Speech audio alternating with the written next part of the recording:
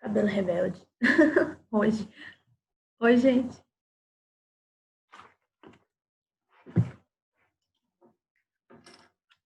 Bom dia. Tá todo mundo conseguindo me escutar direitinho, né? Beleza. Nós vamos fazer revisão hoje para o simulado, tá? Vamos te ver, Giovana, desaparecida. João César. É João César mesmo, né? Deixa eu ver aqui, cadê a pessoa? Ah, é. Tá aqui. Então. Deixa eu já colocar a presença aqui para vocês.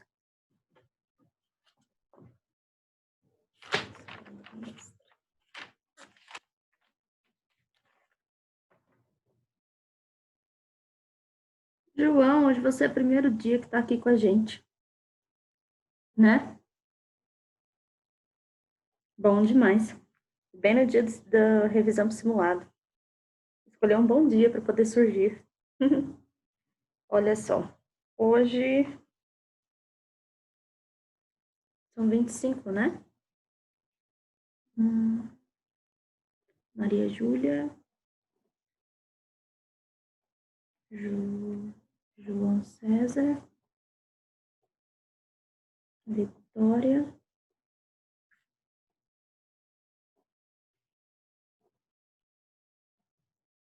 Giovana, Roger,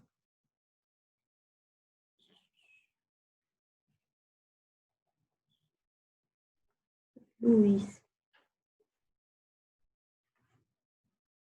Então, gente, eu vou fazer uma revisão e o simulado de vocês, ele é quase basicamente o primeiro módulo, tá? Os primeiros capítulos lá do primeiro módulo. Lembrando, por favor, só ativem o som se vocês tiverem alguma pergunta para fazer, tá bom? Porque senão atrapalha a comunicação nossa, beleza? Então, eu quero falar algumas coisas importantes aí sobre como responder questões em simulado. Uma das coisas que vocês devem sempre pensar, pelo menos eu faço dessa forma, e normalmente dá certo quando eu passei a ter técnicas diferentes de fazer isso, né? A gente começar normalmente por uma matéria que a gente tem mais afinidades. Vocês têm como fazer isso? Eu não sei se tem. Eu acho que a Carol deve ter colocado o simulado lá, estipulado as matérias, né? Se tiver colocado estipulado as matérias, dá para vocês responderem por ordem aleatória. Senão, vai ter que ser na sequência. Mas dando para ter aleatórios, se vocês responderem as questões que vocês têm mais afinidade, são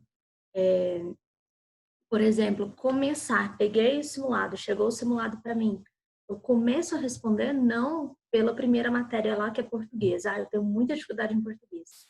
Mas eu amo ciências, por exemplo. E você vai primeiro em ciências, responde as ciências, para depois você vai para que tem segunda com mais afinidade. Depois de ciências eu gosto mais de história. Tá? Em história. Depois de história, geografia. Depois eu vou para português. Aí eu não gosto muito de matemática, eu deixo por último, porque eu sei que eu vou enrolar bastante para responder. Entende? Tentem organizar e pensar nisso. Isso em questão do simulado, ele é uma forma de vocês estarem se preparando para o vestibular futuramente, tá? E muita gente, assim, isso em cursinho, gente, estudando para cursinho para passar num concurso, né? Então, eu fiz o cursinho ano passado, início desse ano, e eu passei no concurso de Anápolis. E como que eu fiz? Foi dessa forma. Foi pegando e começando pelas que a gente tem mais afinidade, porque a gente resolve rápido. A gente faz com a cabeça fresca. Você começa a entrar no ritmo de responder, de ler muita coisa, com uma coisa que é mais fácil para você. Então, é muito mais rápido para você responder as provas dessa forma, certo? Outra coisa, prestem muita atenção nas questões, Porque se você deixar de ver um dado pequenininho num canto de um mapa, por exemplo, aquilo ali vai mudar toda a sua vida na hora de responder, tá? Então, assim, observem se não tem pedacinhos pequenininhos em volta do mapa que vão fazer diferença naquilo ali. Observem bem os mapas, todas as partes do mapa, o que está escrito em tudo, tá? E lembrem-se o seguinte, quando vocês irão responder as questões, se vocês sempre têm uma ou duas questões, assim, alternativas, que não tem nada a ver com o que está escrito lá no texto. Como que funciona isso? É mais ou menos assim. Anápolis, tem um mapa de Anápolis lá e tem um texto sobre Anápolis. E nesse texto só fala sobre Anápolis, tá? Ela não relaciona sobre Anápolis e outros países, estados, nada, só Anápolis. E uma das alternativas tem assim, Anápolis é uma das cidades mais prósperas do estado de Goiás. Isso pode ser uma verdade, porém, não está no mapa, não está no texto. E a pessoa, isso daqui é verdade, vai lá e marca. Só que não tem nada a ver com o texto, muito menos com o mapa. Deu para entender? Eles sempre colocam alternativas assim, sempre. Isso em todas as questões, em todas, tipo em português, matemática provavelmente também, mas assim, em todas as matérias vão ter questões dessa forma.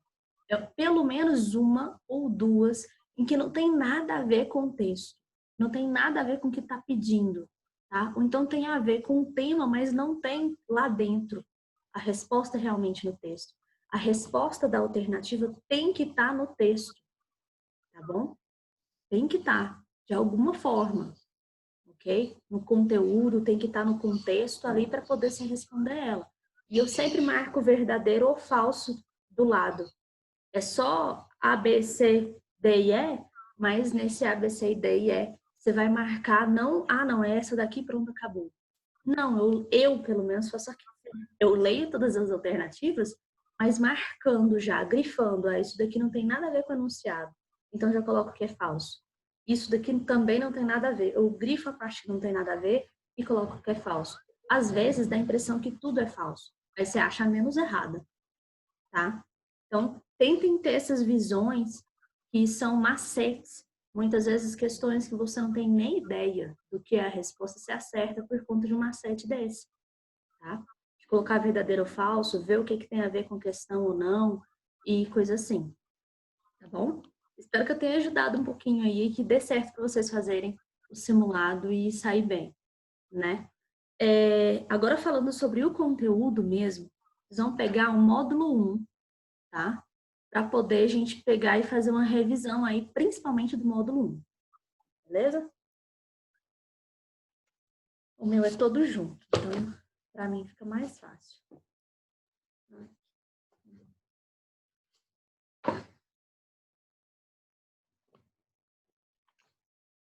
Então nós vamos lá no módulo 1.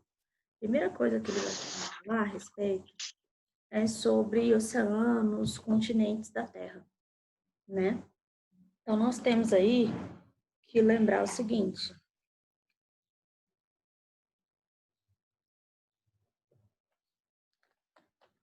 nós temos quantos oceanos, gente? Faz o númerozinho aí. Quantos oceanos? 3 principais. Alguns autores antigos relatavam ter 5, né? Mas eles 5 por quê? Porque no livro de vocês tem realmente 5. Tem o Oceano Glacial Ártico, Oceano Glacial Antártico, Oceano Índico, Oceano Pacífico e Atlântico. Lembrando, o Oceano Pacífico ele é o maior do mundo e o mais profundo. O Oceano Atlântico ele recebe as águas dos maiores rios do mundo, que é o Rio Nilo, que é o segundo maior rio do mundo, e o primeiro rio maior do mundo é o Rio Amazonas, certo? Então, são 5 continentes, né? Continente da América, Asiático, da África, Europa, Oceania, certo? Isso. Todos esses. Então, são 5 continentes aí principais que nós temos aí, tá bom? Tem que saber, tem que lembrar, pode ser que caia alguma coisa relacionada aí. Eu vou passar o conteúdo para vocês na hora que acabar a aula, eu vou postar lá para vocês na plataforma qual o conteúdo do simulado, tá bom? Que aí tem todas isso é o que é mandado pela editora. Então tem todos os temas principais para vocês estudarem do simulado de geografia, tá bom? Então se ficar faltando alguma coisa aí, ah não, professor, isso daqui, esse tema eu não entendo, eu não sei nada sobre isso, você não explicou essa parte aqui hoje. Vocês podem dar uma olhada lá hoje e amanhã vocês me perguntarem a respeito e eu converso com vocês, tiro dúvidas e assim por diante, tá bom? Então, nós temos hoje e amanhã, tá? Por isso que eu resolvi fazer o simulado, assim, a revisão hoje, porque se tivesse alguma dúvida dá para tirar amanhã ainda, tá bom? Então, passamos para a próxima página, que é na 367. Nessa página, ele está falando aí, sobre os continentes tem uma outra coisa também. O continente maior do mundo é o continente asiático, a Ásia, tá? Eurásia, Europa com Ásia, porque é uma massa só. No livro de vocês está parecendo que o continente africano é maior do que a Ásia quase, mas isso daí é distorção, tá bom? Dos mapas. Lembrem que sempre os mapas têm distorções, né? Vocês já viram isso no 6º ano comigo. Então, nessa parte aqui, da 367, ele está falando sobre as placas tectônicas. As placas tectônicas, elas se movimentam. Só que isso daí é uma visão recente, né? Antes disso, pensava-se que os oceanos, assim, você tinha os continentes, eles boiavam em cima dos oceanos, tá? E aí, quem deu essa ideia, na verdade, para falar sobre a Pangeia aí, ele... Esqueci o nome do cara. Pois então, ele é um cientista, né? E ele estava pesquisando a respeito e ele observou a relação entre os animais e plantas relacionando na placa africana, né? No continente africano, com o continente sul-americano. Então, Brasil e continente africano aí, principalmente. E ele percebeu que existiam répteis em que não teriam condições de atravessar um oceano, né, em que tinham esqueletos nos 2 continentes. E como que eles poderiam estar nos 2 continentes ao mesmo tempo? Então, eles teriam que ter se movimentado de um continente para o outro, né? E aí os seres humanos iam carregar esses répteis fósseis e colocar para o outro lado? É um absurdo. Não, ninguém vai carregar réptil e levar para o outro lado. Seria impossível eles terem atravessado o oceano voando, eles não tinham asa. Nadando, eles não tinham nadadeira, nem nada do tipo. Não teriam como eles nadarem o oceano, atravessar o oceano inteiro.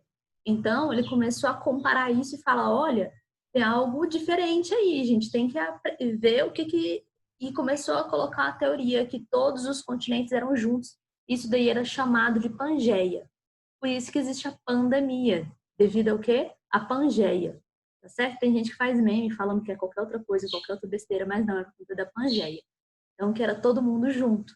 Então, é pandemia, tá? Então, nós temos, então, essa teoria principal e ele acreditava que esses continentes, eles eram unidos e foram se separando. Mas o motivo de se separar, ele não deu conta de falar por que separaram. Não conseguiu provar isso de forma... Por exemplo, ele acreditava que era simplesmente uma... Eu esqueço, eu tenho que falar mais baixo, toda vez. Se eu estiver falando muito baixo, vocês falem, tá?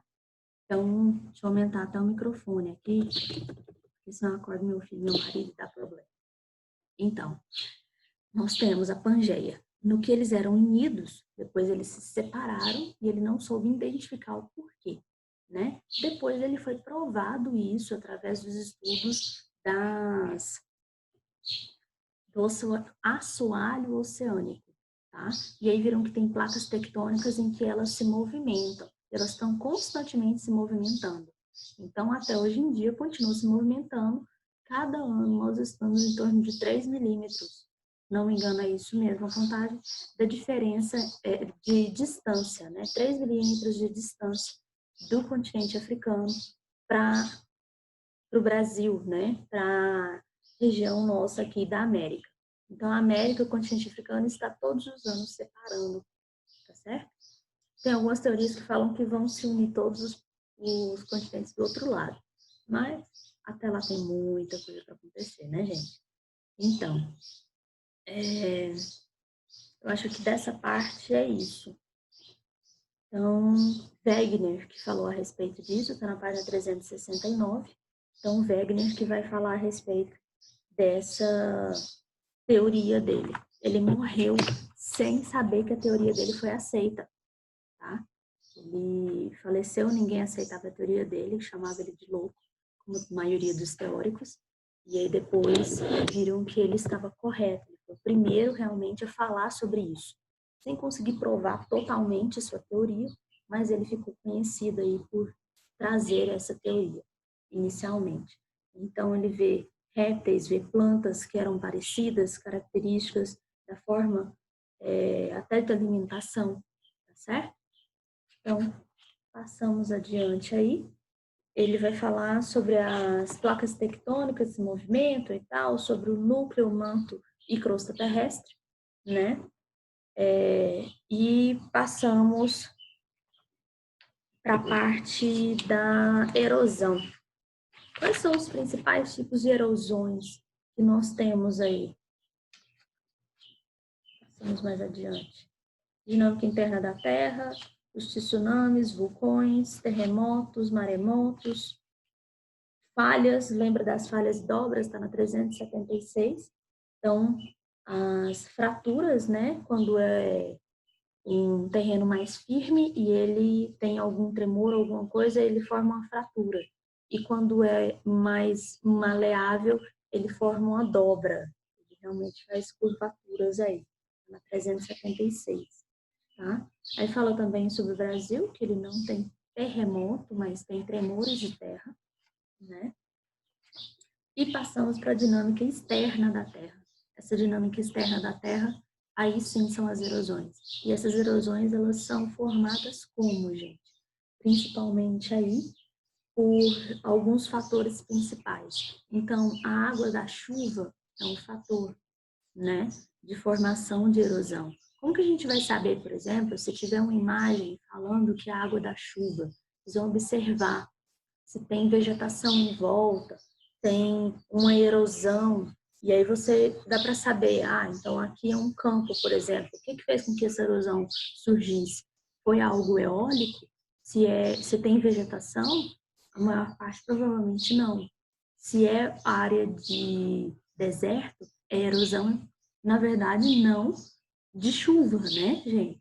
Porque você está na área de deserto, você vai pensar, não, aqui tem erosão eólica, que é o vento que faz essa erosão, que leva as dunas de areia de um lugar para o outro.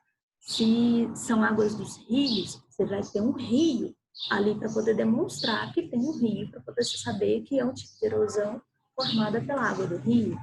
Se é geleira, você vai ter nevezinha, degelo, para poder demonstrar que é o gelo. Se é relação do mar, você vai ter o oceano. Você tem lugares em que serão dois fatores principais.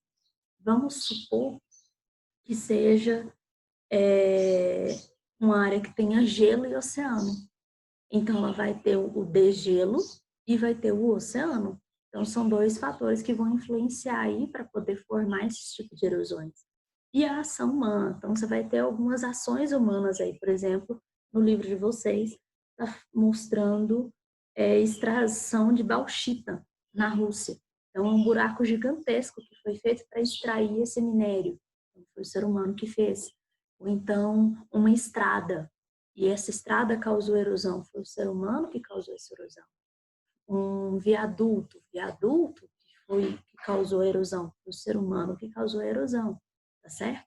Então, tem que sempre lembrar aí os motivos de causar as erosões, entender esses processos. Vocês têm alguma dúvida nisso, gente? Não? Certeza? Se tiver, é só falar. Que a gente conversa um pouco mais. Eu acho que a gente repetiu bastante esse capítulo, né, no início.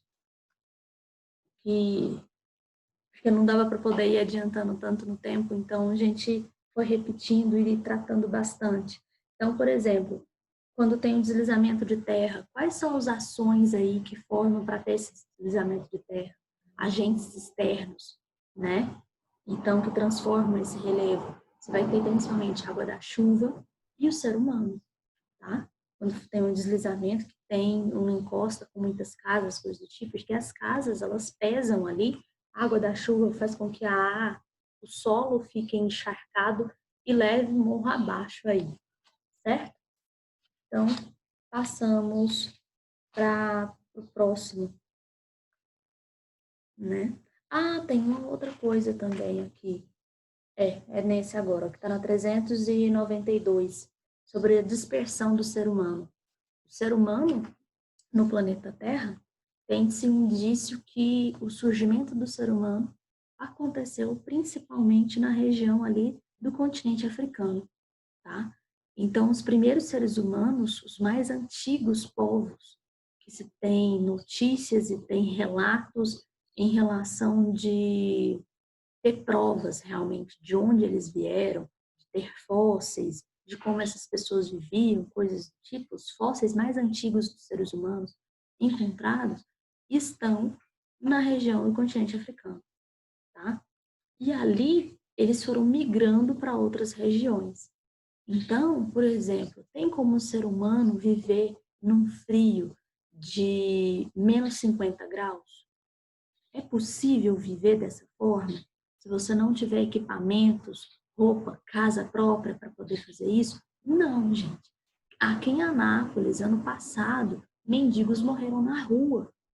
Por quê? Porque chegou a 13 graus Celsius, eles não estavam com roupa apropriada, não tinham casa, não tinham abrigo, eles morreram de hipotermia. Um ser humano que chega a 13 graus Celsius, a nossa temperatura é em torno de 36 graus, né?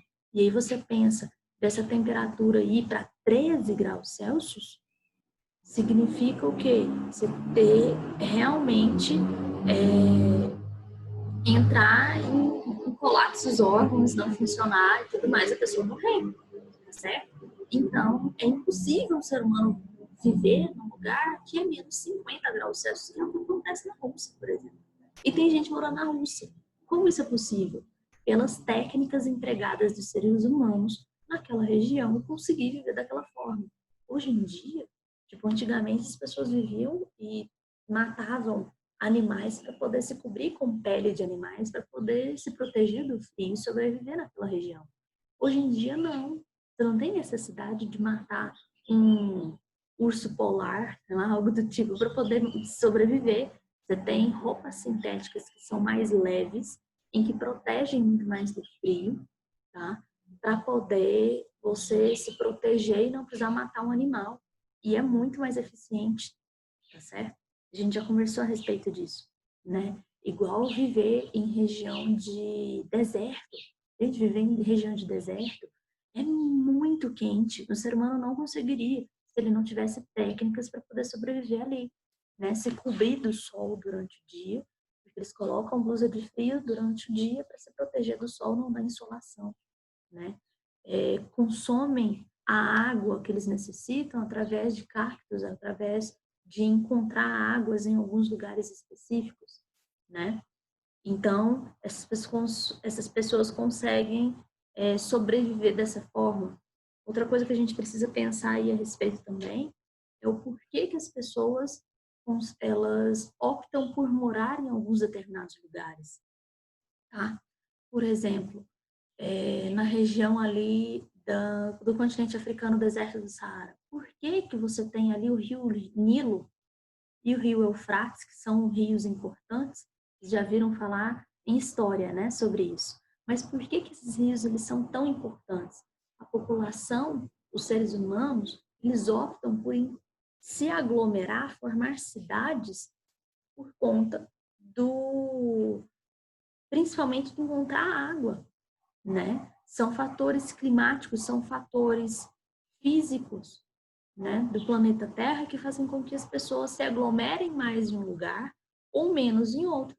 Em áreas de deserto vão ter menos pessoas. Só que você tem uma área de deserto que tem recurso hídrico, você tem água ali como o Rio Nilo, as pessoas vão se aglomerar onde tem o Rio Nilo, tá certo?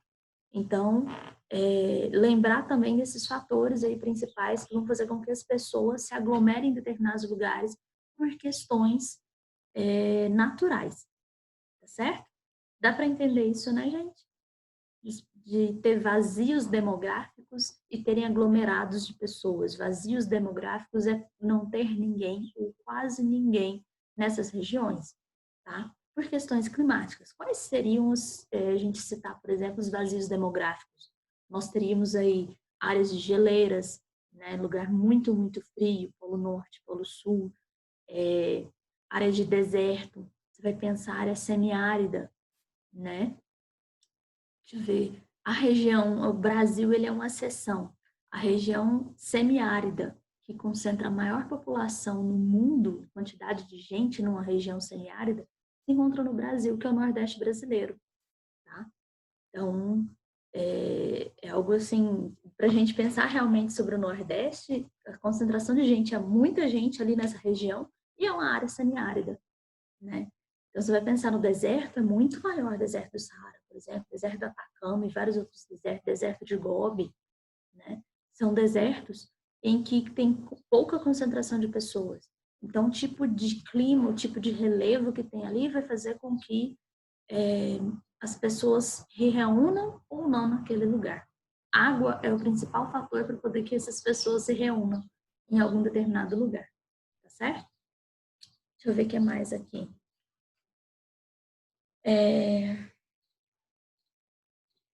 Sobre as técnicas, a evolução das técnicas e ampliação das transformações, a gente já falou isso a respeito, né, das pessoas irem para os lugares onde são empregadas técnicas de trabalho, e aí ele está falando sobre o plantio, principalmente, e na próxima página ele vai falar sobre agropecuária, sobre indústrias, que vão modificar a nossa forma de viver através das técnicas de trabalho, né, recentes.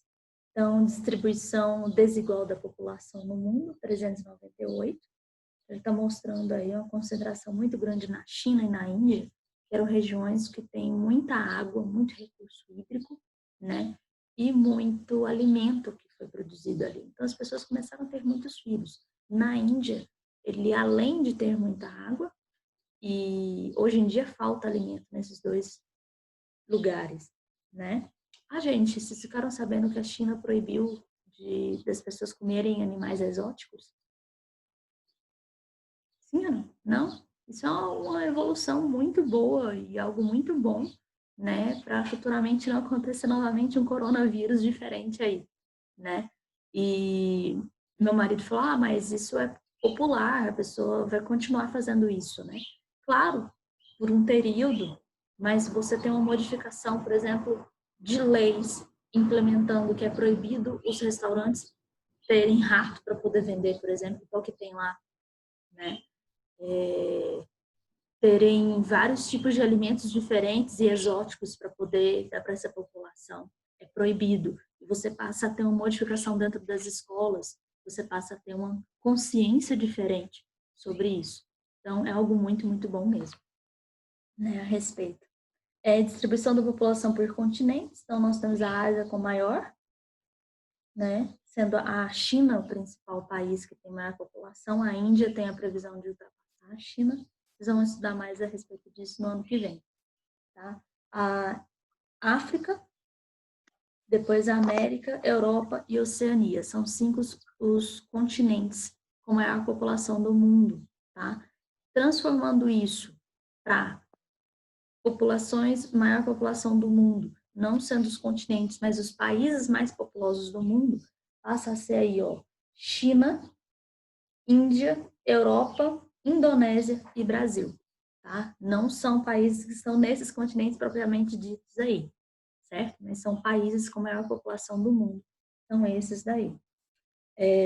Populoso e povoado. Vocês sabem a diferença do que é populoso e povoado? Lembram? Sim? E aí, Roger? Então fala pra gente, o que é populoso e o que é povoado?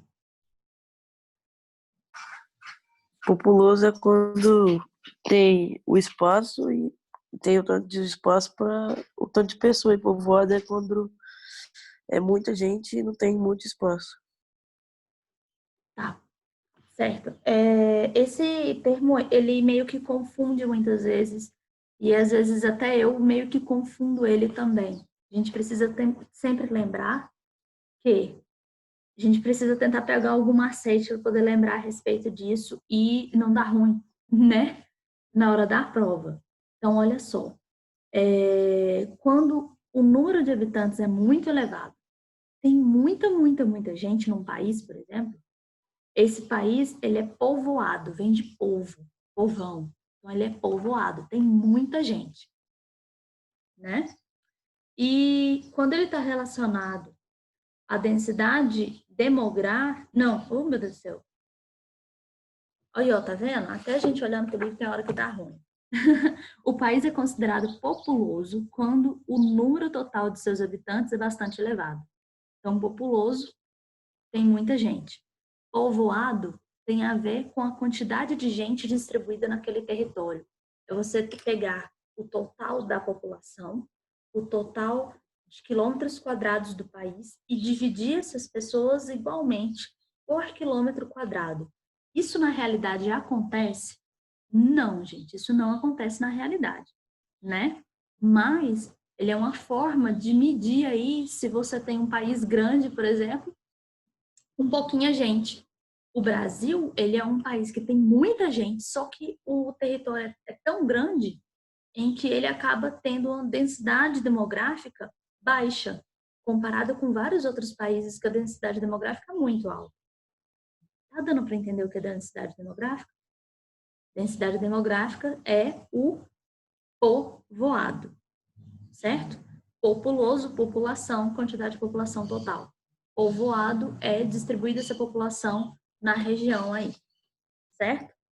Deixa eu ver o que mais que a gente tem. Sobre a importância da... Deixa eu ver outra. Sobre aquela pirâmide etária. Sempre cai alguma coisa sobre pirâmide etária. A maioria dos vestibulares, de provas, simulados, sempre vai cair alguma coisa sobre pirâmide etária. Vocês precisam saber, lembrar sempre. A base da pirâmide, quando ela está mais larga, significa que tem mais crianças. Então, significaria, por exemplo, se tiver com a barra, se ela for uma pirâmide assim, ó, triangular, né? Então, a base está mais larga, significa que futuramente a previsão é o quê? Você tem que investir em creches, você tem que investir em escolas e coisas do tipo, certo? Se a base da pirâmide ela é mais rechonchudinha, assim, ó, né? Uma pirâmide dessa forma, a base é mais estreita, o meiozinho é maior, significa o quê? Que esse meiozinho, atualmente, são as pessoas que estão trabalhando, certo? E futuramente serão as pessoas idosas. O que acontece? Você vai ter que investir mais em... Alguém lembra o que é? Você vai ter que investir futuramente? Essas pessoas que estão trabalhando aqui no meio, elas vão ter que... Elas vão envelhecer e elas vão precisar de previdência social, de médicos, certo? Então, você vai ter que ter investimentos nas áreas da saúde, principalmente, e ter aposentadoria para todo mundo, ok?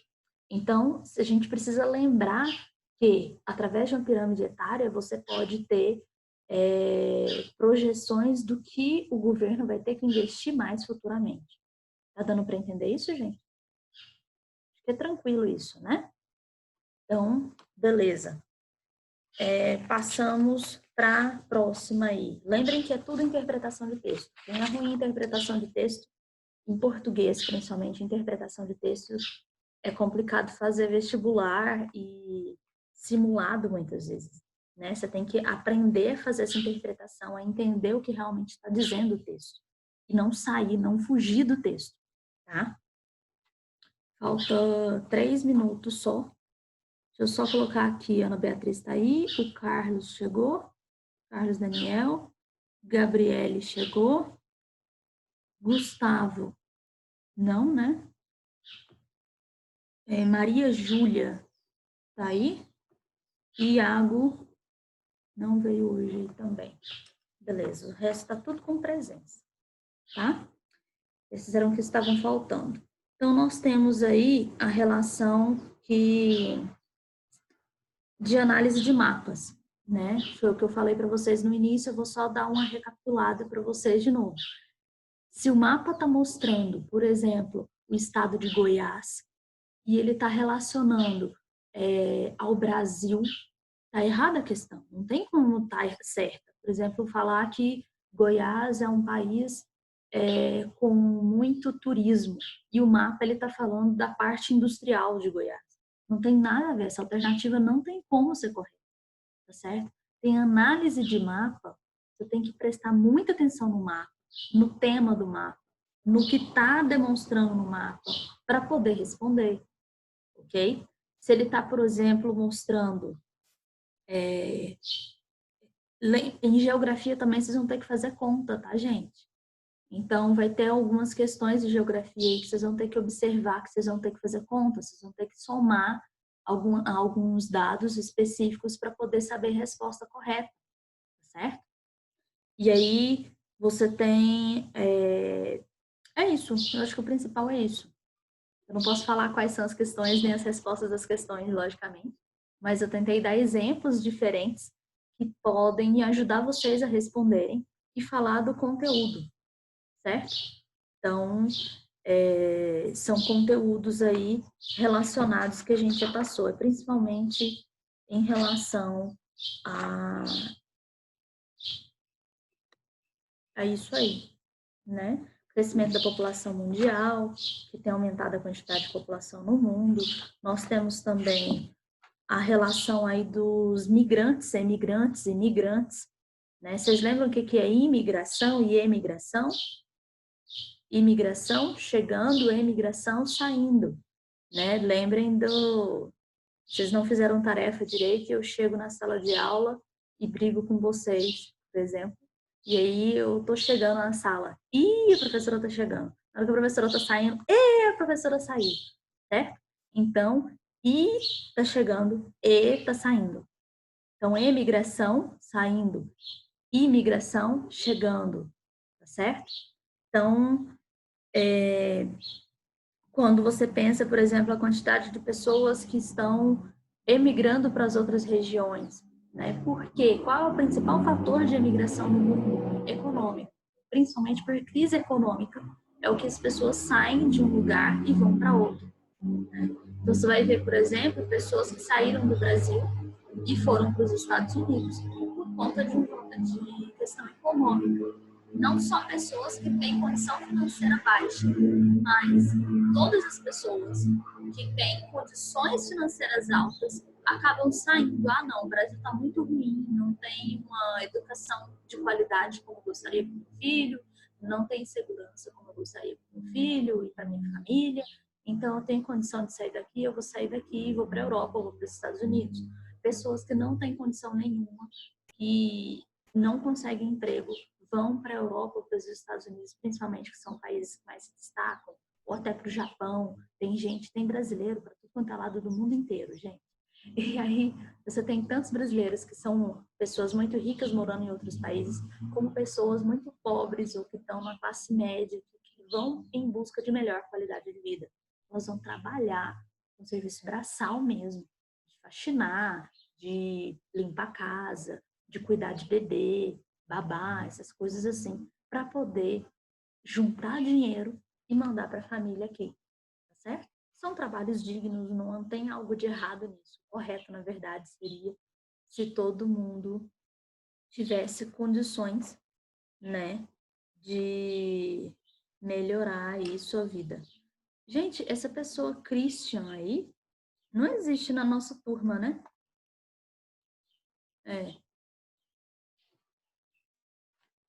Eu, hein? É cada um. Então,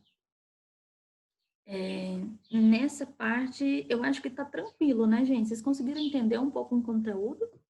Sim? A nossa aula tá quase acabando, já fiz a chamada de vocês. Perfil etário da população mundial, vocês vão ter que estudar isso daí também, que tá na 412, 413, tá? Quais são as mudanças nas pirâmides etárias, principalmente, né?